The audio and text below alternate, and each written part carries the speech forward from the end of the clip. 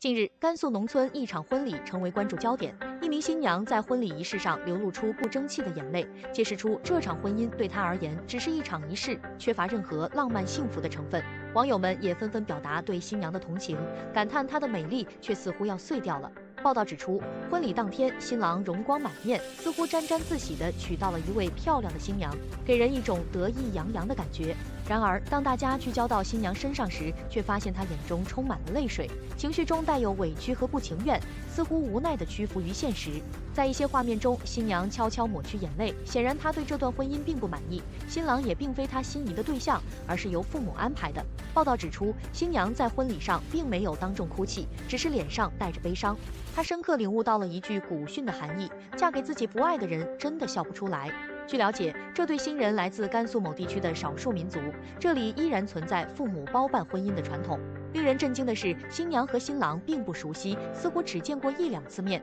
父母认为新郎家庭条件不错，人也可以，于是两家人商议婚事，却没有顾及新娘的感受。报道还指出，由于当地的习俗，尽管新娘内心百般不情愿，但她妥协了。毕竟一个人难以对抗家族众多长辈，很少有人能拥有足够的勇气，除非离家出走，否则她只能听从安排，嫁给一个并非她所爱的人。网友们纷纷留言表示，每次看到这些地区的婚礼视频，几乎都能看到新娘在婚礼上哭泣，起初以为是习俗，却没想到是因为包办婚姻。他们感叹新娘穿着婚纱的美丽，却对这段婚姻感到心疼，就像玻璃一样美丽却脆弱，让人觉得它要碎掉了。这一场婚礼引发了对婚姻自由和尊重的深刻思考。